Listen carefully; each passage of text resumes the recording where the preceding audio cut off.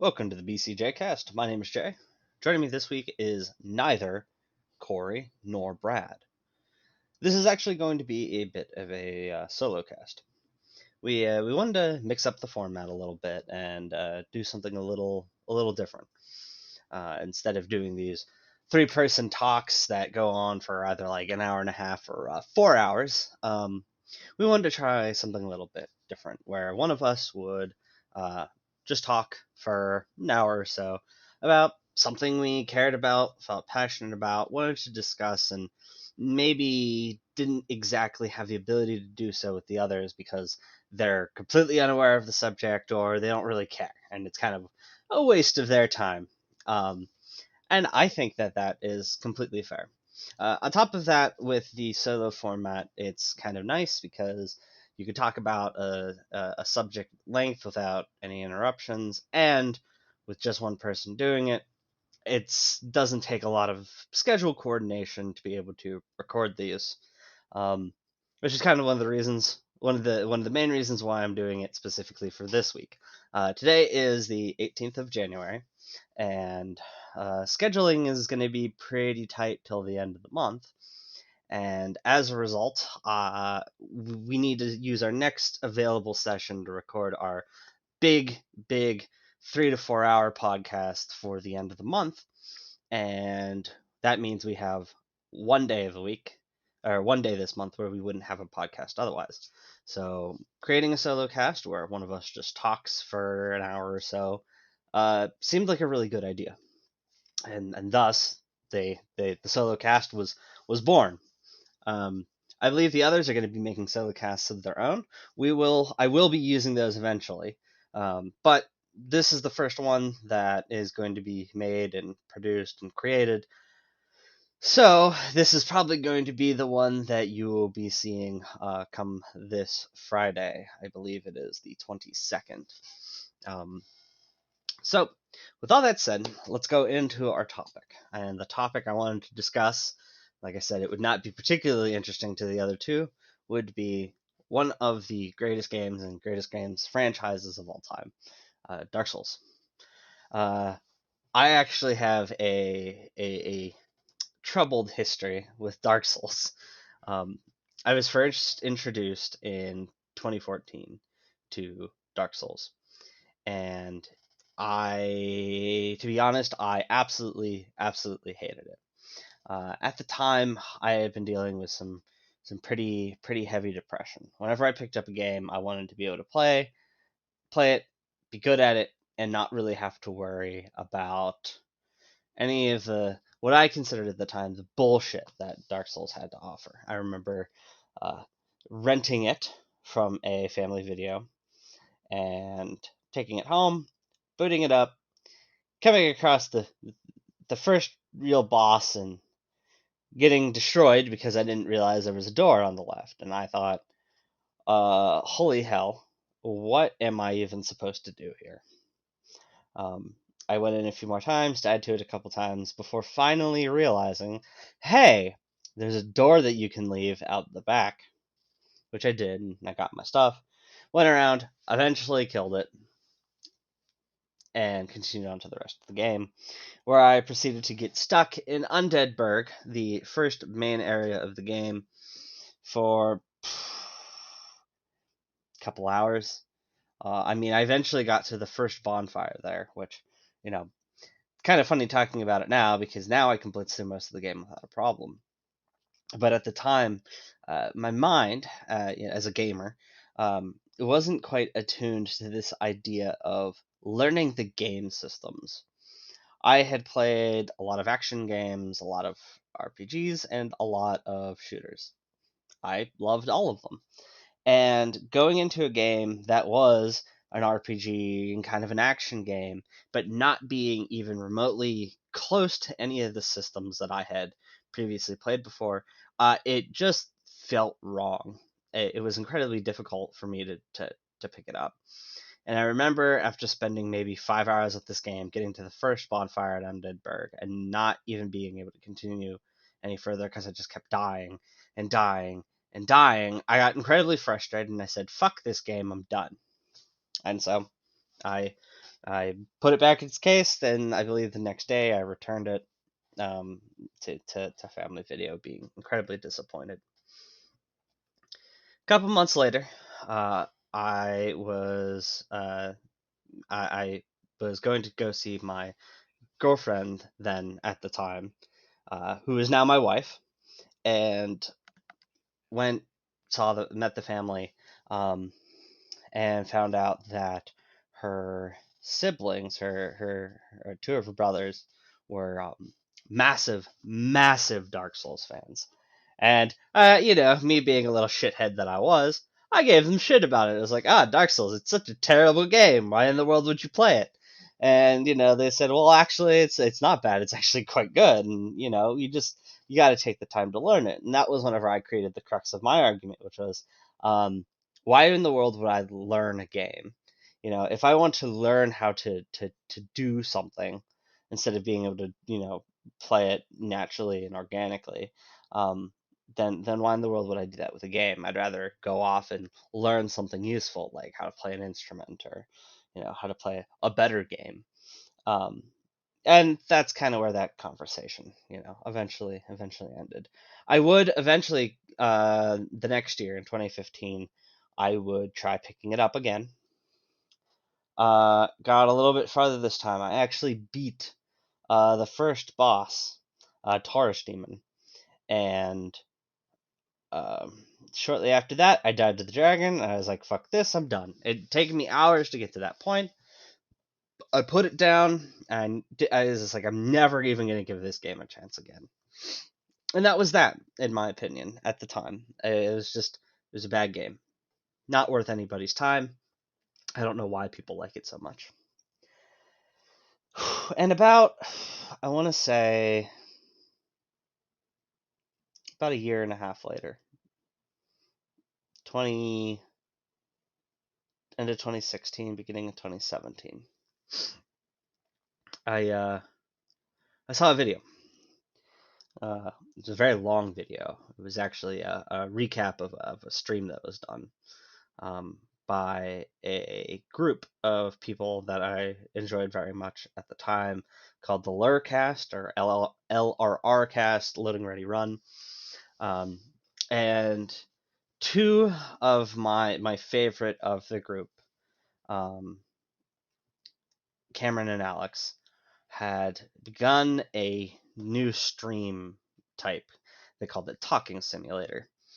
And the entire point of this Talking Simulator, brand, was to discuss games as art in entertainment, and look at how different games portray themselves differently. And when they cross the threshold from just being games into actually being like art. This was an interesting concept, and because it had Cameron and Alex, it's like, well, this is going to be funny and informative. Those are the two things that they do very well. And so I started watching, and of course, one of the first games that they did was Dark Souls. And I was just like, okay, well, I recognize that Dark Souls has some artistic qualities to it, and I'll hear them out.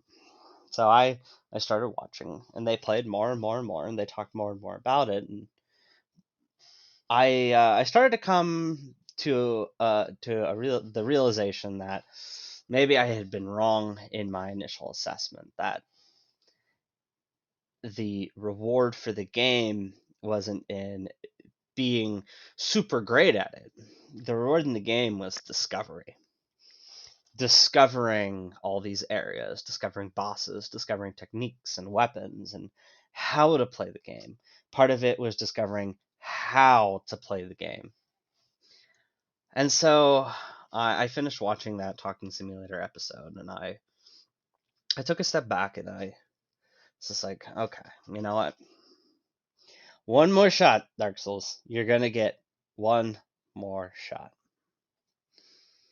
And so that's what I did. I picked it up again. And the original Prepare to Die edition, the remastered had not come out yet. And I got past the opening section of the game, the Undead Burg, and I got into the upper Undead Burg part, and I got to the gargoyles. I had a bit of a hard time with the gargoyles, but I kept going, and I did eventually beat them, and I was very proud that I beat them. And that was whenever I really got that first overwhelming feeling of what I would recognize as the Dark Souls high. And if you've never played Dark Souls, it's incredibly difficult to describe that high that you feel. It's not it's not just adrenaline. It's not just endorphins. It is something else. I think it's the reason. However it comes to be, it is the reason why Dark Souls as a franchise across all the games they've ever done is so successful and so addicting.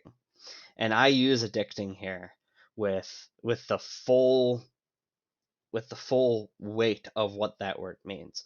I'm somebody that has struggled with addiction in the past.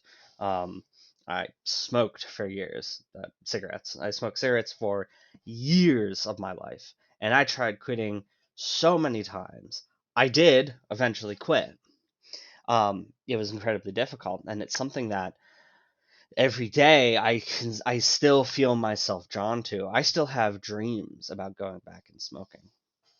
Um, there's other things that I've been addicted to over the years. Nothing like super terrible, like hard drugs. Um, but there have been some other things that I've struggled with whenever it comes to addiction. Video games is one of them. I don't think it's too much of a stretch to say that I have a bit of a video game addiction.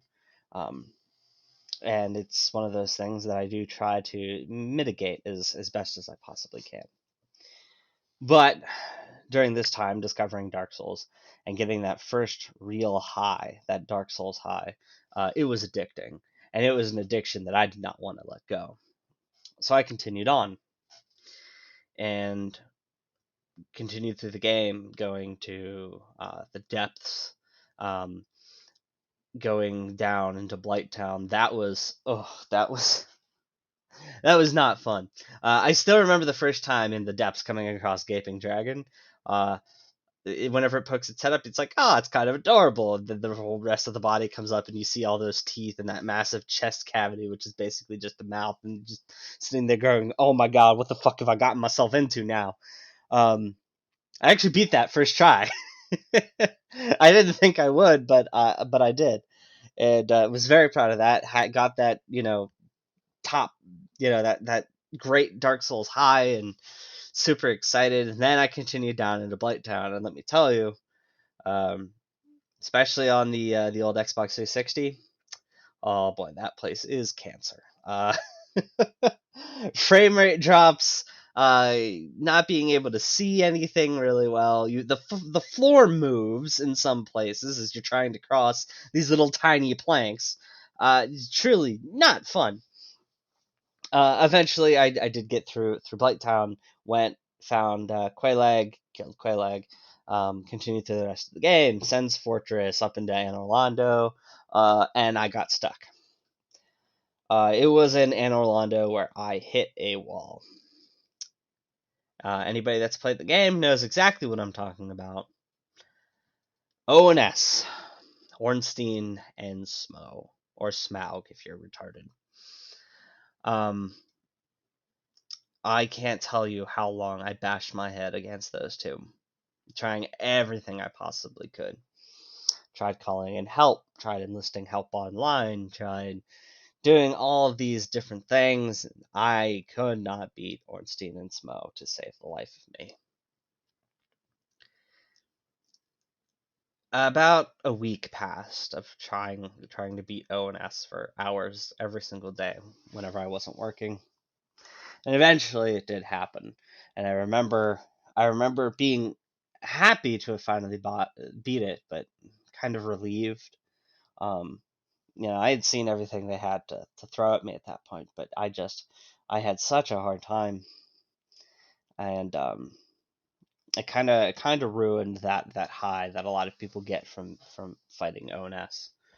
On top of that, I just kind of hated Anor Londo in general. But I did get through it and continued on to the rest of the game. Got the Lord Vessel, continued on.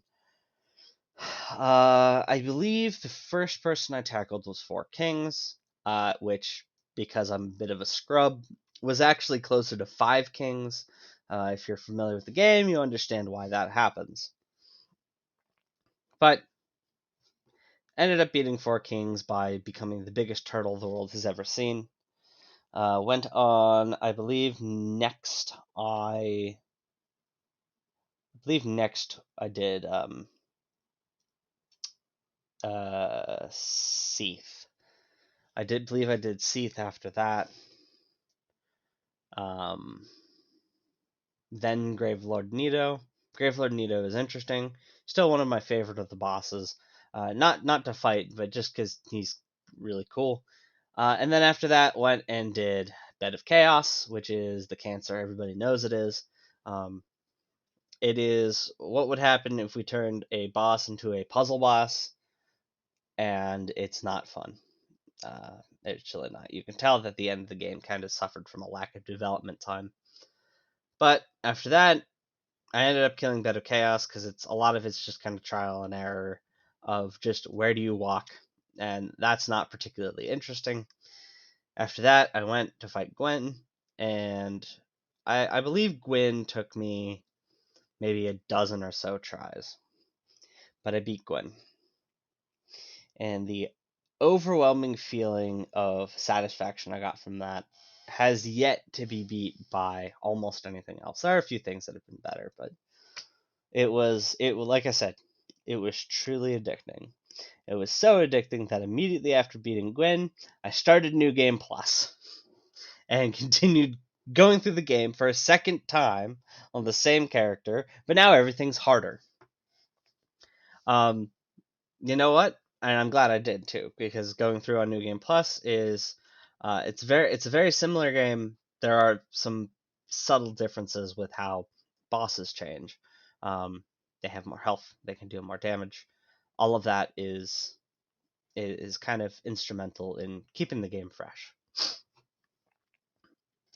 But I'd finally beaten Dark Souls, and immediately after that, after I'd gone through it in New Game Plus, I decided, great, now I can go on to Dark Souls 2. And Dark Souls 2 is very different from Dark Souls 1. And even now, after 4 years plus after having beaten Dark Souls and Dark Souls 3 and Bloodborne and Dark Souls 2, I can say definitively that Dark Souls 2 is the worst of them all. And at the time, whenever I started playing Dark Souls 2, I didn't like it. I thought it was pretty bad. I still think it's pretty bad comparatively. I think there's a lot of things that are wrong with it. There's a lot of things that could have used a bit more refinement. And at the time, I ended up dropping it very quickly and moving on to Dark Souls 3. Now, Dark Souls 3, I went through and had an absolute blast. I love Dark Souls 3. I think of Dark Souls 1, 2, and 3. 3 is my favorite. If you throw Bloodborne in there, well, then Bloodborne takes the cake. Anybody that's played the Dark Souls franchise is probably not going to disagree with that statement. But it was that was my introduction to Dark Souls. To say that it's long and troubled is pretty accurate, to be honest. I remember after playing it the first time and kind of shitting on it, a lot of people tried saying, well, hey, you got to learn the game. You can't just, go in and think you're going to be a god at it. And my argument at the time was, well, why not? Why create a game that is super difficult that I have to look up walkthroughs and just how to get to the next area? I don't like walkthroughs all that much. I don't like guides and stuff like that. I think those are useful for when a game is poorly designed that you can't figure things out for yourself. Then in that case, walkthroughs are perfectly acceptable tools. But if a game is designed properly, I shouldn't need to use a guide or a walkthrough. And some people, most people kind of would like kind of back off after that. Some people would insist that you just got to do it. You just got to try it. And I I actually get it now. I actually understand that you can have a very well designed game and still make parts of it difficult to understand or get. Um, there's a certain quality to Dark Souls. It has its problems. Every game has issues. Nothing's perfect.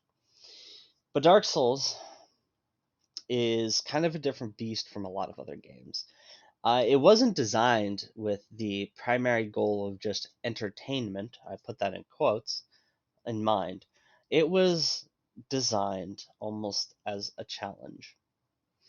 And it's something you have to remember when going into it. It's not a game that you're going to beat real easily the first time because it is meant to be difficult. Um, you're not meant to beat it the first time that you go through it without taking any deaths or getting frustrated. The game intentionally teaches you to go slow, be careful, don't rush forward, just watch and observe.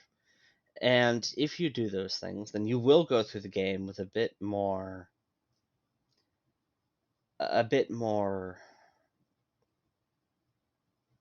gratitude to what the game has to offer. Because when you go rushing through and you get eaten by a mimic or you fall into a trap, a lot of people's first instinct is to blame the game. Say, "Oh, this game sucks. It's bad. It's poorly designed." Very, very similar philosophy that I had. But when you're playing a bit more slowly, you can see the signs of those traps. You can see that, oh, there's blood stains on that elevator there. I wonder if that's something I should care about. Or, hey, why is it that some chests have chains like looped one way, but then others have it looped the other? These are signs. These are signs that the game has given you that something's amiss.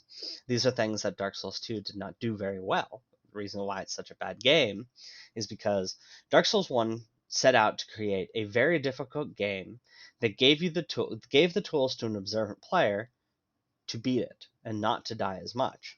Dark Souls 2 set out to create a pain in the ass game that's just going to ass blast you over and over again with things that don't make sense, aren't foreshadowed, you can't see any signs of it in upcoming trap, and just say, ha ha ha, look at the dumb fuck that fell for it. That's not fun. That's not well designed. There's a reason why Dark Souls 2 gets criticized very heavily, and I think it is 100% earned. Um, they did not have the right philosophy going into it. Now, it's also interesting to note that Bloodborne, the other game that was being created around the exact same time that Dark Souls 2 was, that had the director for the original Dark Souls, um, that game is perhaps one of the only games I will ever call a masterpiece.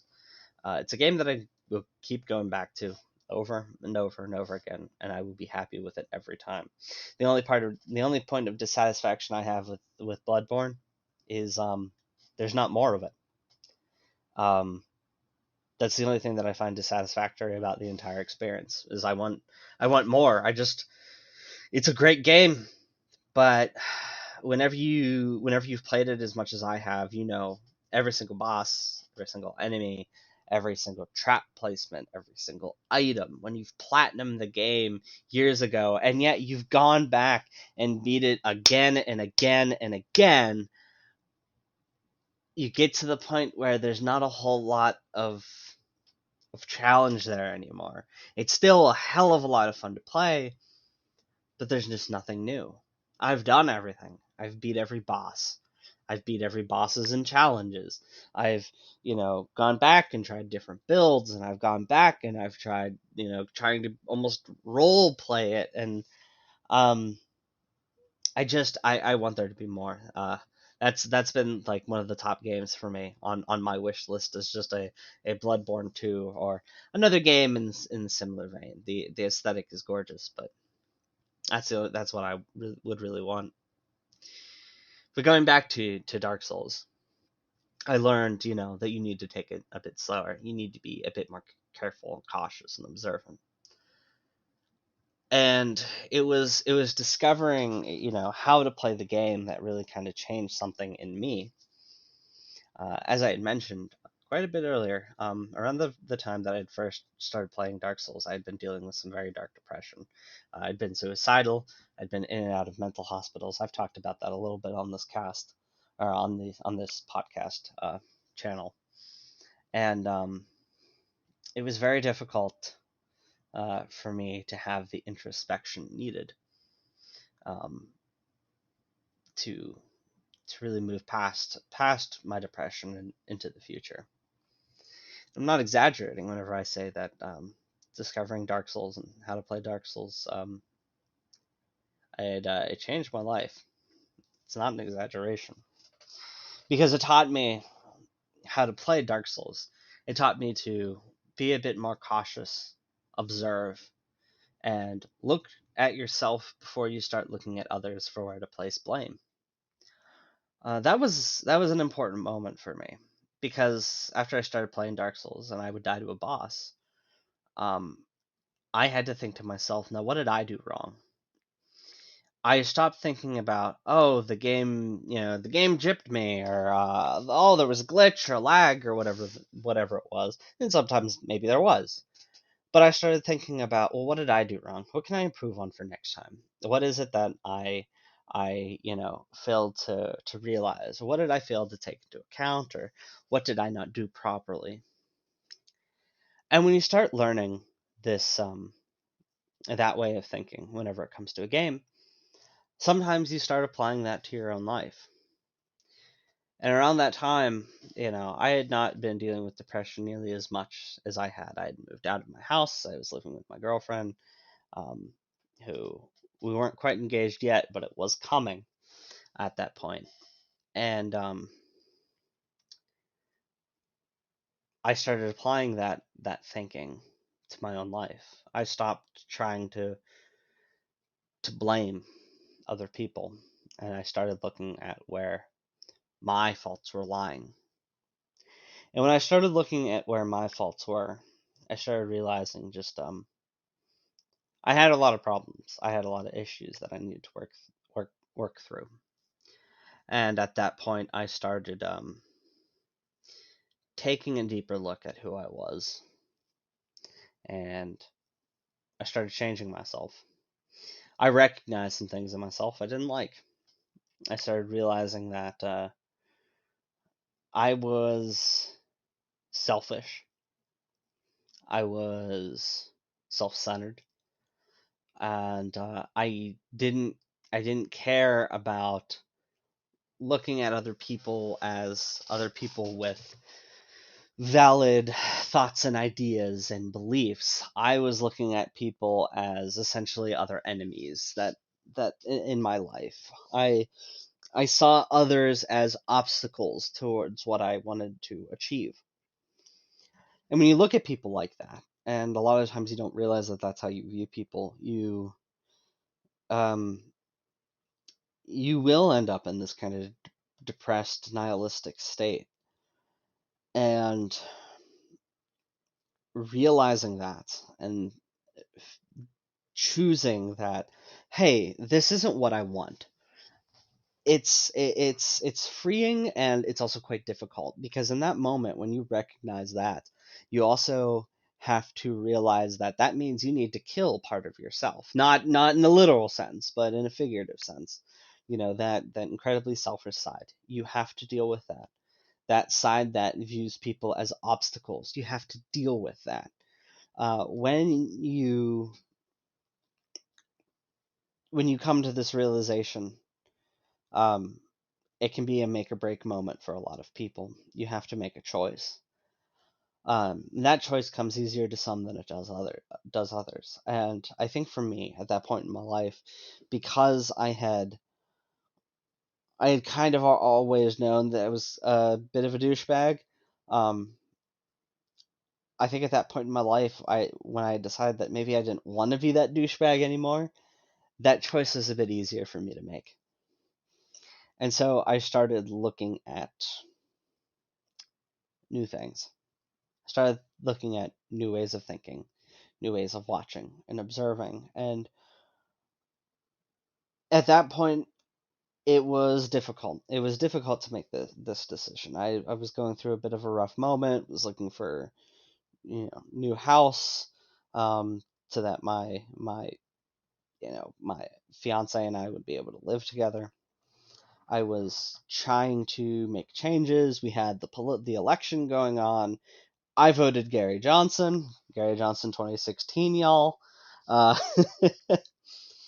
and I did not, at the time, really begin to comprehend the full extent to how much I had changed and was how far I was willing to go to change myself until I decided to look back upon it later. And looking back, I really noticed the shift in my views and a lot of things. Um, I started I started being a better employee. That was a big one. As Before, I was always kind of like, just whatever. I'm just here to collect a paycheck and then I can leave. And around that time, it was that shifted. It was, well, I mean, I could just do this until the end of the day and then I can leave, or you know, that would be that. Nobody would blame me. I wouldn't get in trouble for it, and I could just, finish up my day and go home. But there is this other thing that needs done. Um, I don't know if anybody else is going to do it, but it needs done. Somebody has to do it. I mean, it's going to be mean more work on my part, but if I don't do it, who will? And I would then go and do that. Um, it was it was eye opening. I changed as a person, for the better, and in my opinion. I won't profess to know everything about myself or others. I would never do that. One of the other things is because I've learned to observe and learned to be careful and cautious. I've also learned not to judge people as harshly. There's a very famous, I don't know if it's a quote per se, but it is definitely a viewpoint. And that viewpoint is never never blame malice when ignorance is an acceptable answer.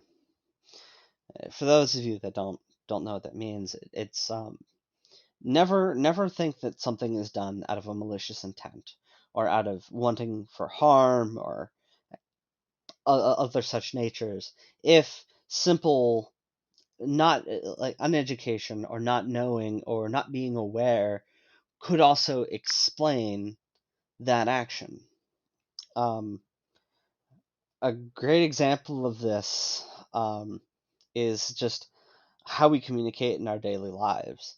And I think Twitter is an example of what happens whenever you don't follow this. If I'm interacting with somebody on Twitter, they say something to me that's nonsensical and rude, and I respond with "Okay, dude." Well, if that person happens to identify as a female, I can get banned because it's believed instantly that I meant malicious intent when I said "Okay, dude," instead of just "Okay, dude" being a response I'd give to anybody. The thing is I'd give that response to a woman as well. I don't care. It's just dude is to me is not a gendered word. It's not a gendered word to most people, but to Twitter, they automatically assume malice. They automatically assume that if you use any language that can even be construed as gendered in any way, and you use that towards somebody that is not that gender, then that means that you're intentionally trying to be harmful, that you're intentionally trying to hurt another person. Whereas taking the opposite thought, which is, well, somebody might just use "okay, dude" as as just a general phrase, or maybe they don't know that they identify as female. Maybe the picture is just like a picture of like a dog. How in the world are you supposed to know what how somebody identifies? I'm not going to go around clicking on everybody's profiles to get that what pronouns they prefer. I'm just interacting with random people on Twitter. It doesn't really matter. To to believe that malice can be the only driving factor behind anything that you might disagree with or might find problems with is is not a healthy way of looking at things. If you're automatically assuming the worst in somebody, you're never going to be able to have meaningful interactions with others. A great example of this is, well, a lot of times what you see on Facebook is you'll see these straw man arguments that some group or people believes this thing, and this thing that they say that they believe is so far removed from the actual truth that it it's basically just a parody at that point. And you see this all the time with politics on both sides, and it's all this bullshit. Um, and the problem that comes from that is you can't even have an accurate conversation. At that point, there's no conversation to be had because the argument that should be being had over the ideas now can't even be made because you've created this mockery of the idea that can't even be deliberated on. And the moment somebody tries to come along and say, "Hey, well, that's not what people, that's not the actual beliefs. That's not where this stem from." Um, there's all these defenses that you can pull out as, well, maybe you don't, but most people do, which is generally never accurate. Or you can pull out the defense of, well, uh, you know, you might not see it this way, but everybody else does, which, I mean, that's never a valid argument. Telling people what it is that they think or believe is not a valid argument, ever, period, no questions asked. And then there's of course the other tactic where if somebody does come up and challenge you and you don't want to interact with them, you can just unfriend them, unfollow them, block them, do whatever it is that you want to do, and then conversation never even is had. And that's a shame. Um, we've created that kind of culture in the country, but it's it's one of those things that you just kind of have to learn how to deal with. And whenever I started, changing for the better, one of the first things I actually did was I got rid of Facebook. Um, it's Facebook is one of the most toxic websites in the entire world. And that's saying a lot considering that there are websites like 4chan that exist. And I'd rather sit and browse the bullshit on 4chan than be on Facebook for 10 minutes. Now, you might be wondering, hey, Jay, don't you have a Facebook page that you moderate? And my answer is, yes, I do. And one of the things that I absolutely hate about it is sometimes I accidentally click the home tab, and sometimes I accidentally see all the bullshit on Facebook, which has gotten even worse recently. And the problem is that there's a lot of it that I'd love to have a conversation to people about, but their general attitude is one of such combative nature and of such hatred. I I honestly don't know if a conversation is worth attempting. Um, I'm actually going through that right now. I'm trying to have a conversation with somebody on Facebook. It's the only Facebook interaction I've even had for like 3 years, 4 years, and it's okay. I think I've broken through in some ways, just trying to create some um, to at least provide the counter argument to the claim that was made. Um, but it's also pretty apparent that it appears that they view me a certain way because I don't agree with them, um, and they keep trying to attribute malice to my position when that's not my intention at all. And it's interesting because we've even talked about Dark Souls together in our conversations, um, but it feels like maybe because of the position I was in, it changed me so greatly, whereas when they played through it, it was just a game to them. And you know what? That's perfectly valid. That's perfectly acceptable. Um, Dark Souls is, in the end, just a game, just like how Cat's Cradle is just a book. But sometimes these forms of media, they can be a bit more than that. Sometimes that they bring a meaning to you. They teach you something that you probably might not have been able to get anywhere else. Um, when I look back on important media in my life, uh, Dark Souls is up there as one of those things. It's a video game. There's other important pieces of media. The book Cat's Cradle by Kurt Vonnegut is probably one of the most important books to me, to my life. When it comes to film, I can't think of anything more influential on me than The Lord of the Rings. Um, the Lord of the Rings was probably one of the biggest influences for a large part of my childhood over what I would come to enjoy, over over the rest of my childhood and young adulthood, and even now into real adulthood. I'm 26 now. Feels so weird to say, but I'm 26. And I still love fantasy environment. Again, Dark Souls falls into that. One of my biggest hobbies that I partake in is Dungeons and Dragons. I believe, in fact, that our next big podcast is going to be talking about Dungeons and Dragons and classes and multi-classes and stuff like that. And without Lord of the Rings in the movies that came out when they did, and thankfully my dad let me watch them, even though I wasn't technically old enough, I believe. Who knows? If I had never been exposed to the Lord of the Rings, who knows what I'd be doing today? My entire life would be different. I can almost guarantee it. Um, I would not have had the same friend groups that I had. I would not have had the same kind of entertainment choices that I had. Who knows? Maybe I never picked up Dark Souls. It's possibility. Maybe I never picked up Magic the Gathering, a very influential card game on my life.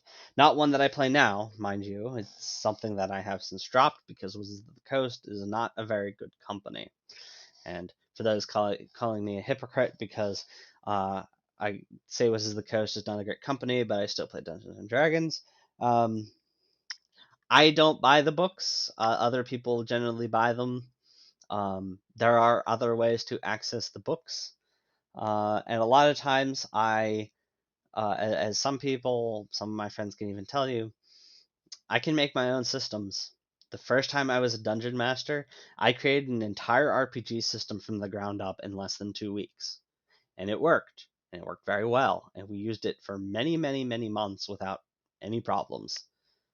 So worst comes to worst, I can drop Wizards products altogether. It wouldn't bother me one bit. I will make my own system.